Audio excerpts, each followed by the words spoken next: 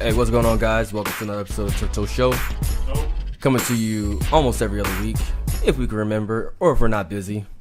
And this show is sponsored by nobody, because I'm stealing that from Ernie Johnson, because I think that shit's funny. I'm Mike Floyd, and I got Mr. Avalanche with me. Yes, sir. And we normally have three guys with us, but Glowman, he's injured right now. He's on injured reserve. And it's a basic petty injury, just a little trapezius slash... Too busy, carrying everything on his back. Like LeBron James? Like LeBron James. He's like, I put the whole world on my back if I have to. But the reason we bring this up because, NFL OTA started up? OTA started up for a bunch of teams, one of them being the Los Angeles Chargers. That's so funny to say to me, Los Angeles Chargers. It doesn't make sense. They should be the San Diego Chargers. Yeah. They really should be. I mean, I can understand the LA Rams. Definitely, I can understand that one. But... even the Raiders, I can understand if the Raiders actually went back to LA. But Raiders are going to be weird as the Las Vegas Raiders. Well, it seems like all teams going to Vegas right now are having some really good luck because the Golden Knights right now are playing for the Stanley Cup. They are. And what were the Vegas odds? 500-1 yeah. For them to make it, to even make it to the Stanley Cup. So when Vegas doesn't even think Vegas' own team is going to make it, it's like, well, but okay. There's been no precedent set. Like, this is, in any sport, this has never happened where an expansion team that just came in just runs to the league and has a chance to play for the championship. Yeah, for real. And all those guys that are playing for them, they're probably like, yeah, y'all cut us. All you teams that cut us. Right. You see what I'm doing now? It's like, we run this. Not that. But let's see. The first casualty for these injuries is what? Hunter Henry, the tight end? Yeah, man. Towards ACL in his right knee in the first day of OTAs. This has got to be a big blow for the Chargers because they just let go of Antonio Gates, which was stupid. He could have kept playing, and now they're ass out. Well, how long did Jason Witten play for? 10 years. Okay, so years. 10 or 11 years. Gates, this would have been his 16th season if he returned. Right. He turns 38. I mean, he might not be the fastest, but he has hands. He has hands, and he's going to be a Jason Witten type guy. He's going to go out 5-10 yards. He's going to catch the ball. There's not going to be any yards after catch. But you're going to get those 5 yards. It's more yards than 0 that you're going to get from a torn ACL. Right.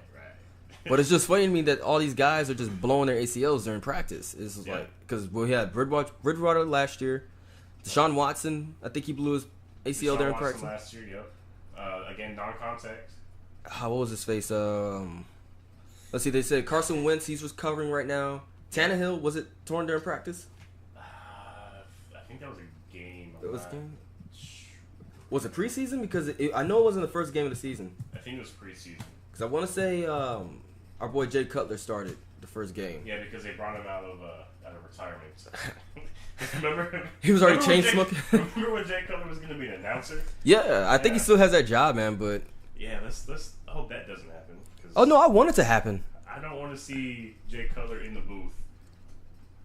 I think, imagine if he's in the booth with Tony Romo, it'd be like two ends of the spectrum.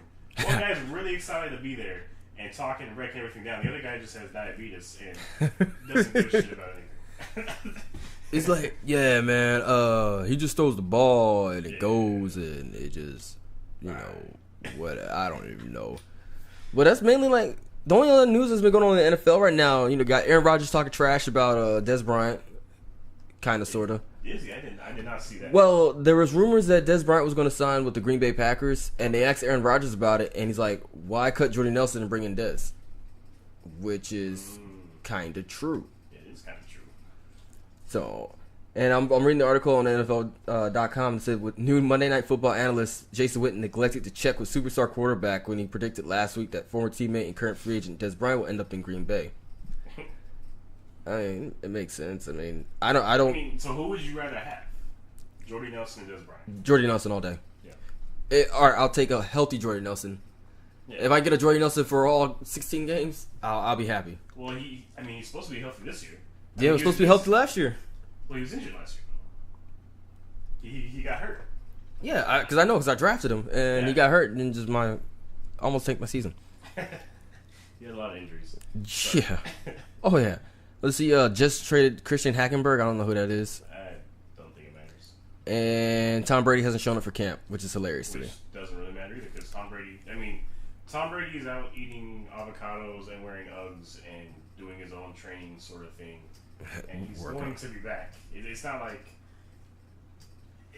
him sitting out of OTAs, which are voluntary. Yeah, is going to mean anything as far as him coming in and playing for the league or for the team that he's won multiple championships with. And, I mean, might make Robert Kraft and Belichick mad, but what does that matter? yeah. They're not going to do anything without him. They're not going to start, I don't even know who their backup is. They're not going to start that backup. I think it's Brian Hoyer still. Yeah, they're not going to start Brian Hoyer to send a message to, We're sending a message. But what's pretty cool to me, though, I was looking at this. I've been following it since it started back up. Well, not started back up. It was since they started talking about it about 2 years ago. Was the American Flag Football League. And I don't know if y'all remember me talking about this a while back. They're going to have their first actual season starting this year, and it's actually being sponsored by the NFL. So a lot of these former players, kind of like how the Big Three was for the NBA, a lot of these former players for the NFL are hopping over, like Michael Vick, Forsett. There's a couple other guys. But you're going to be able to watch it live on the NFL Network. I want to say the bracket quarterfinal starts on June 30th, and then the ultimate final is July 19th. So it's pretty much just like a summer league. And it's straight up flag football.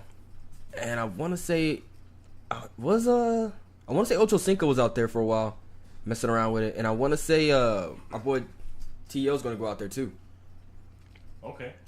So we're kind of cool. What do you think is... Okay, so this is being sponsored by the NFL, correct? Yes. So they're going to have it on the NFL Network. Where do you think the end game for this is going to be? Is this going to...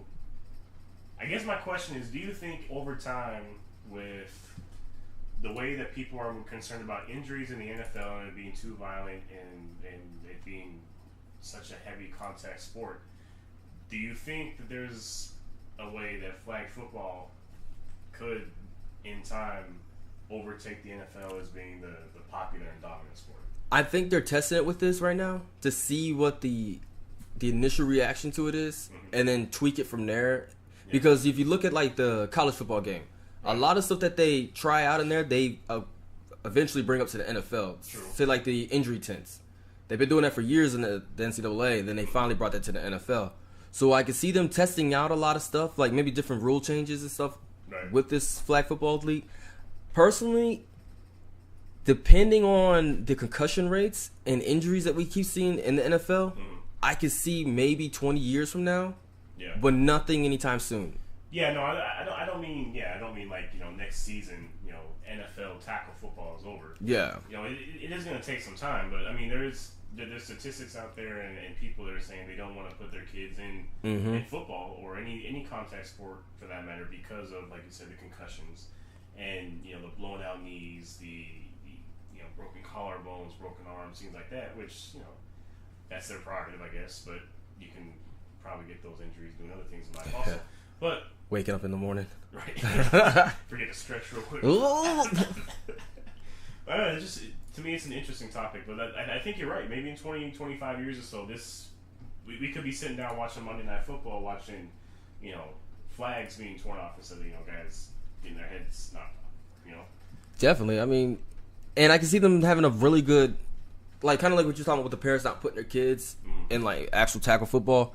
I can see them infiltrating, like, the Pee-wee, like, circuit really quickly. Yes. And you can literally build, like, a farm league. Oh, yeah. Like, amazingly. And then also this opens up a lot more, like, spots for, like, these coaches to come up through. Because, like, say, like, Jimmy Johnson. He started in Picayune, Mississippi. Yeah. High school in the middle of nowhere. And he moved his way all the way up to Super Bowl winning coach and got fired by, the world's dumbest owner. But that's neither here nor there. But I think that's pretty cool. But another reason why I brought this up is because I follow the XFL on Twitter. Yes, 2020.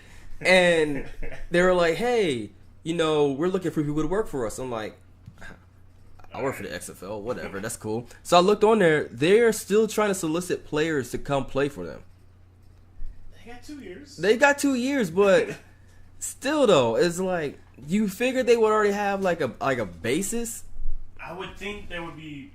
Okay, there's tons of amateur football teams out there. I mean, amateur football leagues and people that maybe got cut from their college teams. I feel like there's got to be people out there that want to play and be have this as their time to shine. Yeah. You know what I mean? When does the Canadian Football League run?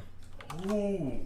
Speaking of that, CFL. while you look up the dates for that, are you going to watch Johnny Manziel play for the CFL this year? I'm going to watch him get hurt playing in the CFL this year. I don't think he's gonna get hurt, man. I don't know. I was watching these guys play during the Grey Cup, which is like, if you don't know, that's their Super Bowl. These guys actually, my bad. I keep jumping around, but the thing that just popped up, I'm on the CFL's website, and it's Canada's only girls tackle football league breaking barriers. The Manitoba Girls Football Association believed to be the first full contact football program for girls in North America. Okay. Hey, I'm all about that. I mean, and but yeah, I mean, Johnny Manziel is a big name, but he's not big enough for me to actually watch Canadian football week in and week out. I'll pay attention to it just to see how he does, because I've been paying attention to it for the past couple of years. I mean, because arena football is no longer a thing. Yeah. Which was awesome when it was, but I mean, there's a lot of good players that play in the Canadian Football League, so I can see the XFL kind of poaching some of those guys to bring them back to the States, especially if they're paying them more, because it looks like their preseason starts May 27th. Well, so what is the salary? Well, what's the base salary? Like the veterans minimum, or whatever you want to call it for the CFL. I know that they said, I looked into it years ago. I want to say this was around 2011, and they said that it was comparable to the Arena Football League. And I know the highest paid player in the Arena Football League was 100 G's. I mean, it's decent. I mean, because a lot of these guys have day jobs. Yeah. So, I mean, but if you're still getting to technically play as a professional, I mean, which is a lot of guys' dream. I mean, I think it'll be interesting that Manziel is taking that contract and is going to play for the CFL. I don't know if it's really going to bring any more, what's what I'm looking for, like viewership to the CFL. No. It's going to make people in the States want to watch it. Maybe diehard, Manziel fans. Yeah. But, I mean, the normal, just regular football fan is just going to all of a sudden start watching the CFL. It'll be interesting, though, to see what he can do with it. If he does go there and do good or do well on their, wider fields, for one, and bigger end zones, if he does well there, if he does get a chance to come back to the NFL. I can see that. I mean, because if he goes up there and plays for 3 years, refines his talents, because there's some pretty badass coaches up there. Oh, yeah. And so he goes up there, he's training with professionals, he's playing with professionals, he gets his mind, if he can keep his mind right and not get out that whole party scene that screwed him up when he first came into the league, I think he might get another shot in NFL, because he's still young. He's still a young cat. The one thing I don't understand about the CFL is they have 9 teams. Yeah, I don't know how that doesn't shake out right? Like, yeah, it's like, what you have, like 3 breaks during the season? Like, I don't understand it. So does one team automatically just make the playoffs just because they're the odd man out? Or? I don't know, because they play 21 weeks. And then they have the Eastern semifinal, Western semifinal, Eastern final, Western final. Then the 106th Grey Cup is on November 25th on a Sunday. Wait, so they have 9 teams? I think there's only like 9 provinces in Canada anyway. That makes sense then. Yeah. Okay, that makes sense. Because it looks like, let me scroll back up. I mean, I'm not, They got the BC Lions, looks like the Eskimos, the Stampeders, the Riders, the Bombers, the Tiger Cats. That's the one he's going to play for, right? The Tiger Cats? I have no idea. The Argos, Red Blacks, and Alouettes. Okay. I mean, it's already got us talking about the CFL, so... I mean, I think I may have watched the Grey Cup, like, just in passing, flipping the channels, like, oh, what is this? Because there's nothing else on. I mean, it's pretty interesting. I mean, it is football. If you really just want to watch football, yeah, and with some guys that actually do have some talent. I know. What was that running back that from Alabama who could not make it in the NFL? What is his name? Not Derrick Henry. No. Not Mark Ingram, who's suspended for PED use. Yeah, 4 games. Oh, what is his name? Because I think he was with the Browns, and then he went to Baltimore. Oh, what is his name? I'll remember in a minute, but I think he went to the CFL as well. But I mean, there's a lot of guys who are like, oh, I don't want to go play for the CFL. That's bullshit. I'm like, dude, they're willing to. That's like the perfect way to get tape on yourself. Because anybody can stand on a practice field and throw catches to your buddy all day long because you've been throwing to him forever, so you got a rhythm. But show me you thrown into an actual team when guys are screaming at you, trying to tackle you. You have somebody covering you. You're actually trying to get to somebody. It's a little different. So I'll pay attention to it this year. I mean, I think it'll be pretty interesting to see. I mean, I do want to see how he does, but I don't think it's going to be like must-see TV. So. If the Saskatchewan Roughriders don't play DMX for every game they play, they're doing something wrong. So I've just switched subjects. I've been playing fantasy basketball. Okay. And I'm not playing fantasy NBA basketball. So what? Like fantasy 2K? Fantasy WNBA. And when I tell you these ladies ball out, bruh, these ladies be balling. Like, if they can start dunking, oh my God. Go ahead. No, go ahead. In regards to dunking, I forget who said it, but someone had said, why not lower the... It was T-Mac. Okay. How do you feel about that? Because I know the ladies were not happy about that. I can see why they're not happy, because they've been training with that hoop at that height for their entire life. So it'll throw off the rhythm, their shooting, everything. I can see what T-Mac was saying. It will bring more people in to see ladies just jamming it on people. Yeah. I can see both sides of the argument. Me personally, I would like to see somebody get dunked on.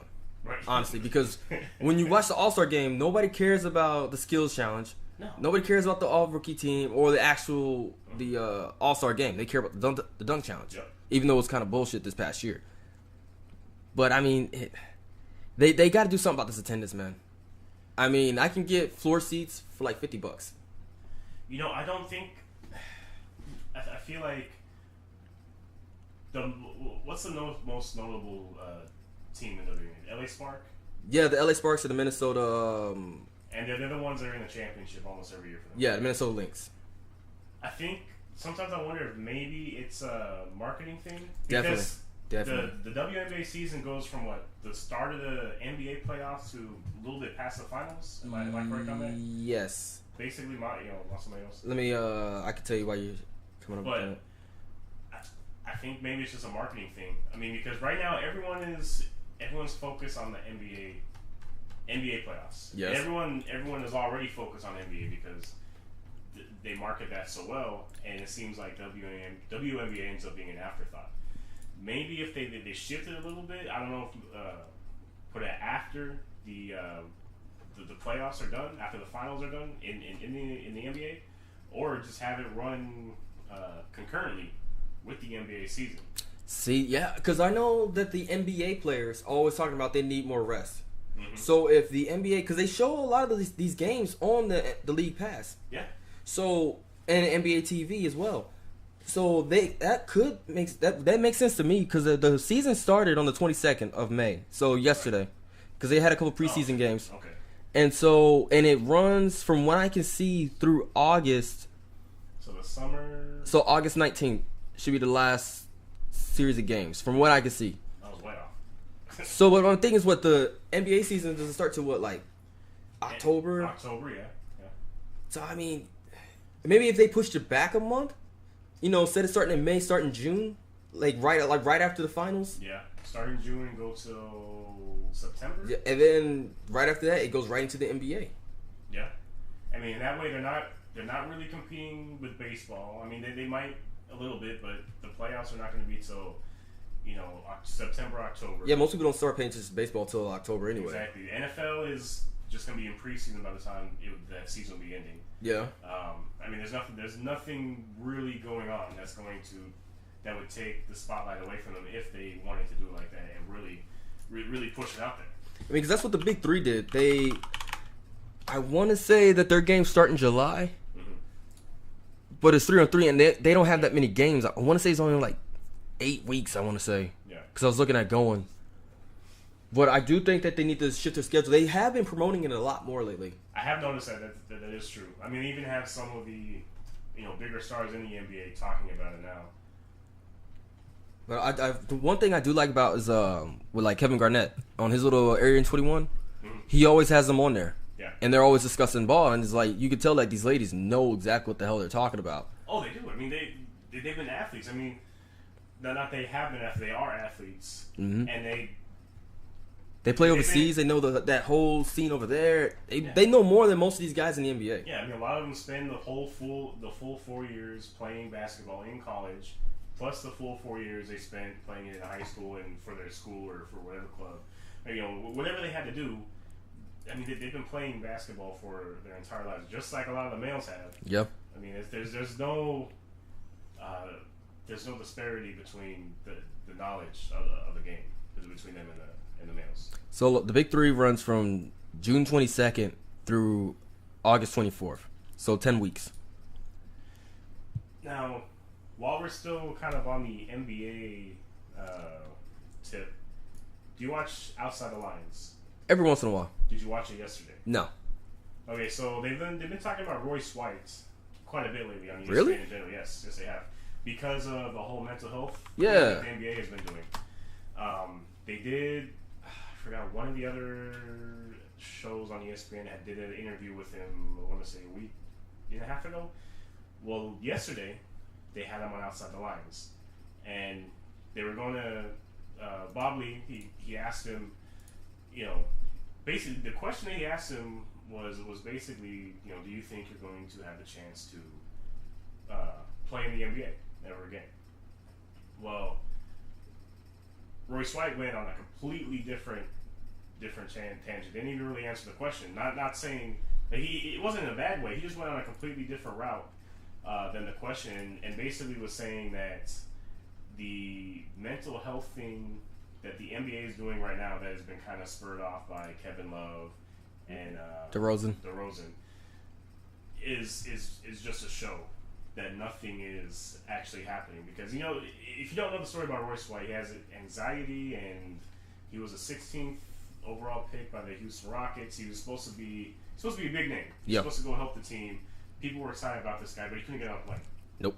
And they just basically kind of wrote him off, like, oh, well, you can't get on a plane, that's it. He only played 3 NBA games, I want to say, with the Kings in 2014. Yes. And, I mean, that was it.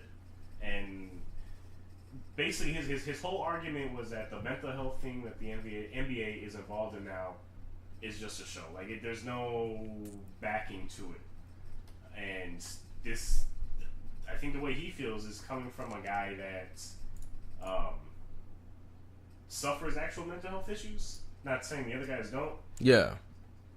But when he brought this stuff up, nobody cared. That's true. Right? But now it's becoming an issue, but he still feels like there's not going to be any backing to it. It's just for commercials, just for public service announcements. And it's not something that's going to help him or anybody else that is like him in the NBA or any other sports in general. Because they can't make money off it. I mean, with him, it was just like, because I saw him when he played in the preseason, because he played for the Vipers for a while. So I saw him when he played, you know, during the farm league stuff. I mean, he was a badass player, but they couldn't make any money off of that. Right. Even when DeMar DeRozan started stating his stuff, it was like, all right, cool. But when Kevin Love, an actual all-star, came out publicly about his stuff, and they're like, yo, we can make some money off of this. Then they started doing their stuff. Yep. So I can see his argument, but I mean, I don't know, man. Personally, if I'm about to make millions of dollars, I'm going to find a way to get on that plane. Right. I mean, I feel like that too. When I remember hearing about this as it was happening, like, bro, get on the plane, like, take some Valium or something. Yeah, just be knocked out. Like, and we're not joking around. We're not just trying to make light of people with actual anxiety stuff. We just personally can't put ourselves in those shoes. Yeah, we can't do that because we never experienced that. But it just seems like when this is what you've been training for your entire life, like knowing that you've been doing this you had this dream as a kid, there's got to be, like, when you played in college, like, how did you get around?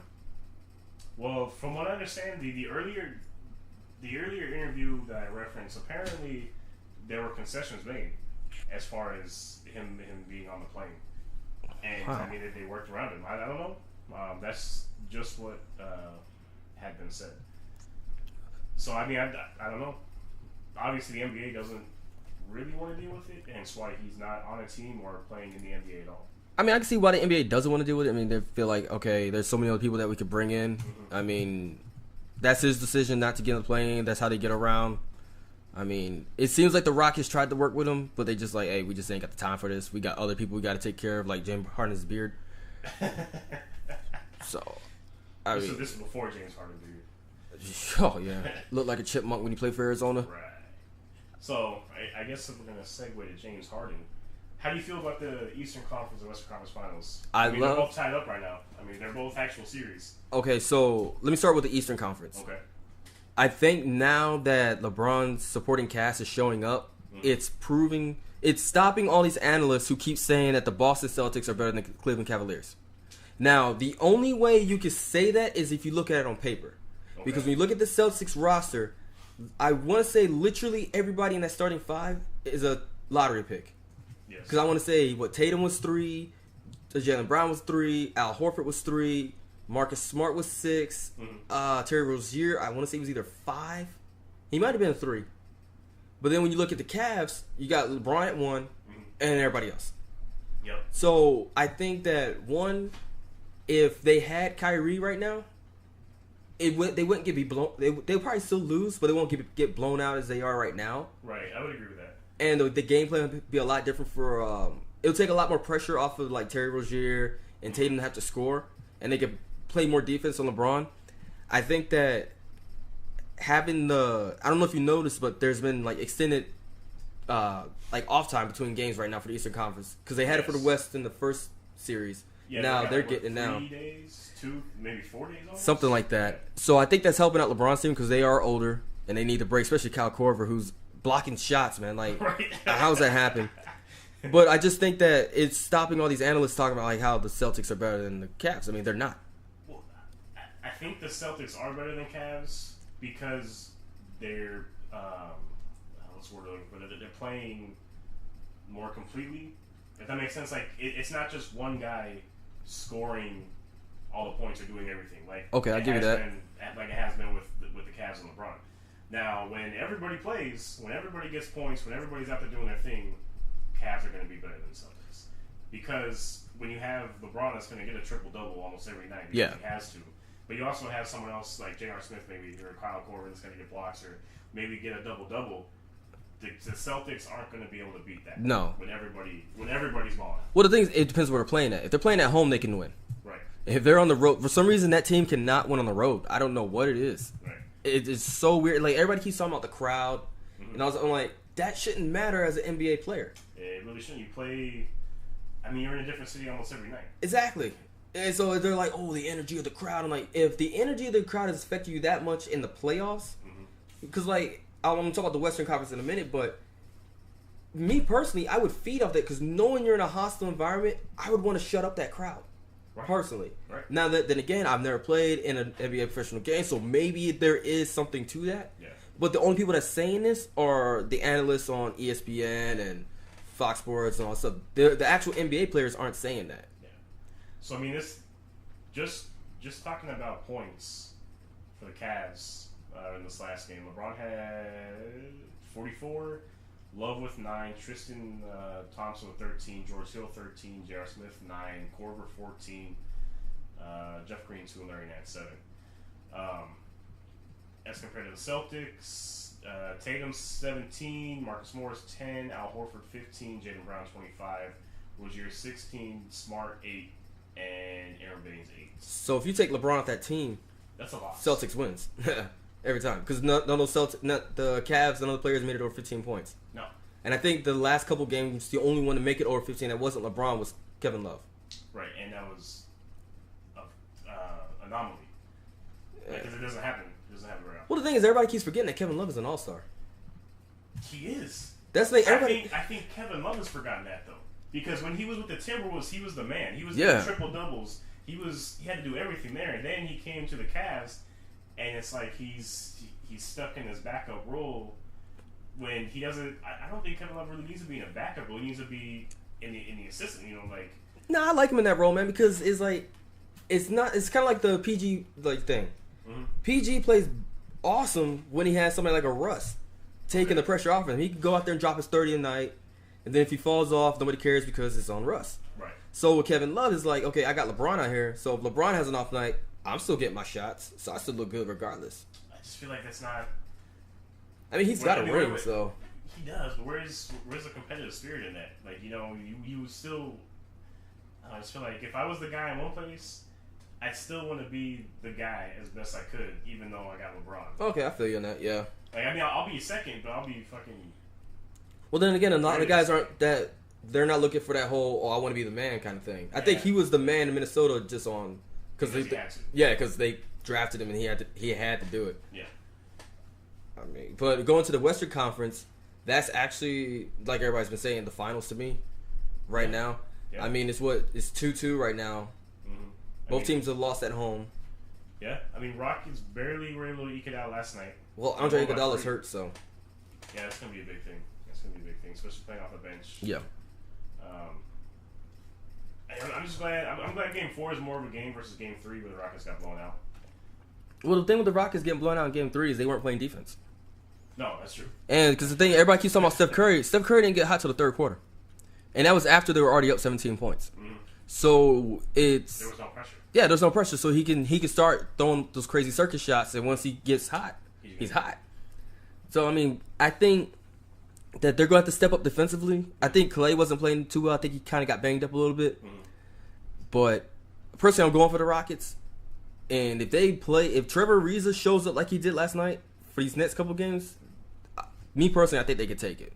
I mean, I don't know. Trevor Ariza only had 9 points. But defensively on the court. 3 rebounds, 1 assist. I mean, I guess, defensive doesn't really necessarily show stats. My thing is, because I look at him like in a Dennis Rodman kind of role, not with the rebounds, because Dennis Rodman could get rebounds out of everywhere. Like he knew exactly where that ball was going, but that's how when he went to play with Jordan, that's all he had to do was just play defense. That's true. They didn't even do anything else. Jordan was going to carry the whole scoring load because he got the scoring title 10 times. Yeah, and so that's all you need is like a Rodman-esque player on that team just to play defense because James Harden's not going to do it. No, James Harden. And Chris Paul's a little too small. I mean, he'll get you steals here and there, but James Harden's going to look like a matador. Mm-hmm. People just running past him. Who ran past him the other day? Sean Livingston. Yeah. Like, really? The guy that has 2 busted up knees? Like, you let him go past you? And he didn't even try. Like, he just kind of stuck a hand out and he was gone. I think Draymond is going to end up screwing the Warriors over.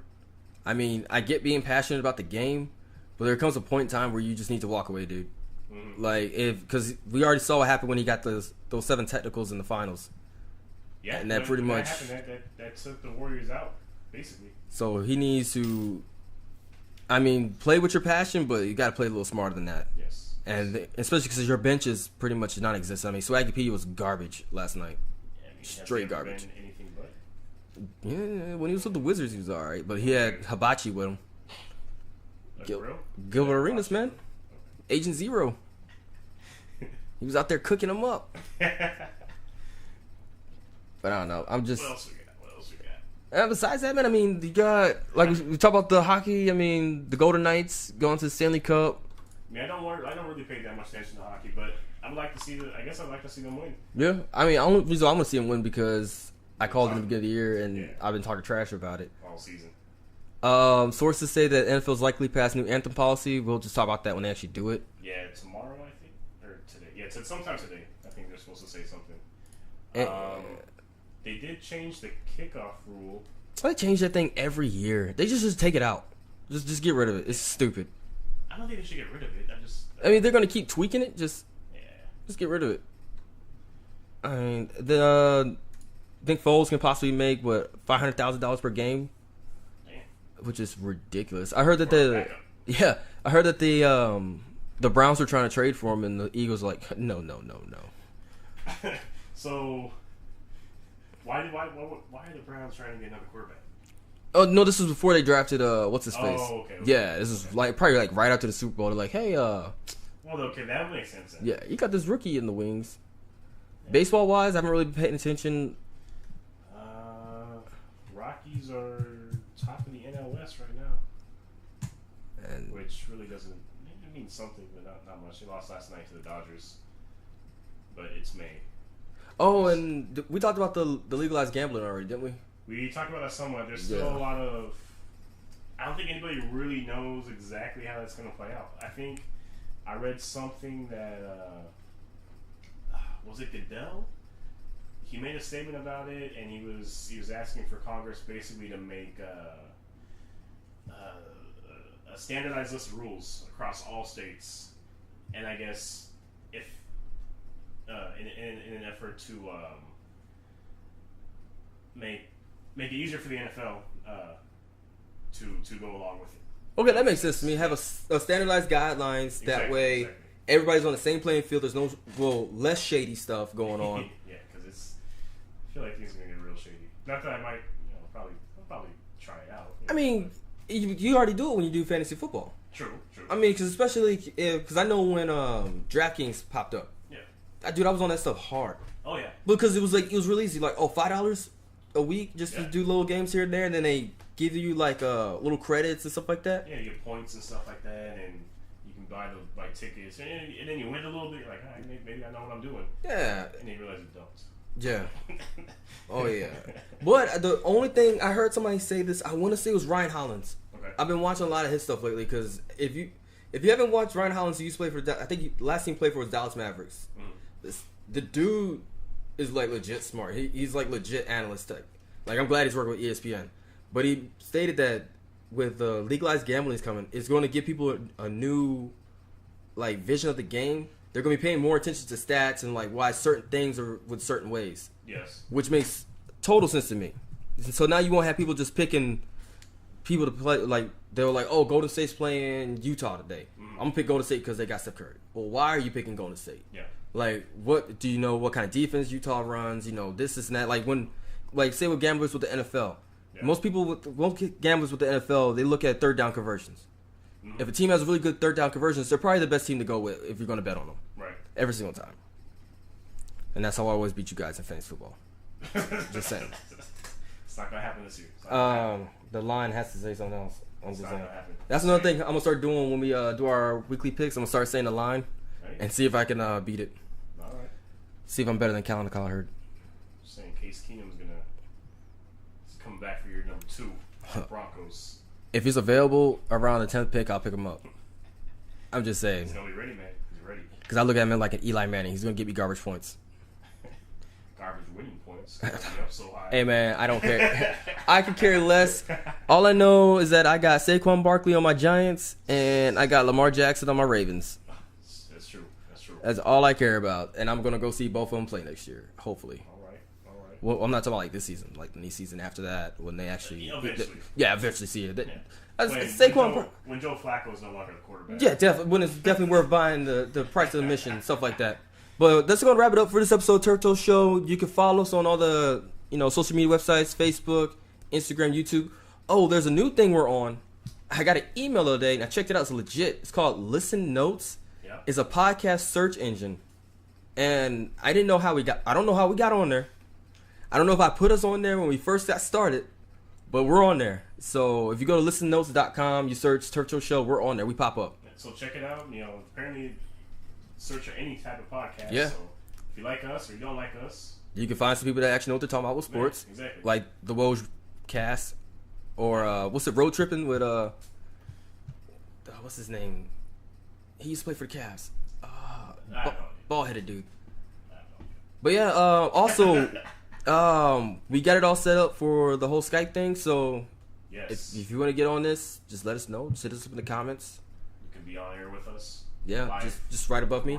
We'll put you right there. Got a little box and everything for you to be there. So just let us know. That's it. Mine.